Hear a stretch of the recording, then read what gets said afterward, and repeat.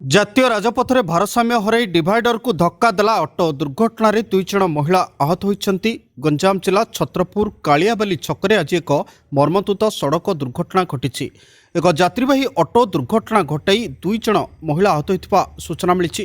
ଅଟୋଟି ବ୍ରହ୍ମପୁରରୁ ଛତ୍ରପୁର ଅଭିମୁଖେ ଯାଉଥିବା ବେଳେ କାଳିଆବାଲି ଛକରେ ଘଟିଛି ଦୁର୍ଘଟଣା। ଦୁର୍ଘଟଣାରେ 2 ଜଣ ମହିଳା ଆହତ ହୋଇଥିବା ବେଳେ ଘଟଣାସ୍ଥଳରେ ଚମାଖଣ୍ଡି ପୋଲିସ ପହଞ୍ଚି ଆହତ 2 ମହିଳାଙ୍କୁ ପ୍ରାଥମିକ ଚିକିତ୍ସା ପାଇଁ ଛତ୍ରପୁର ମେଡିକାଲରେ ଭର୍ତ୍ତି କରିଛି।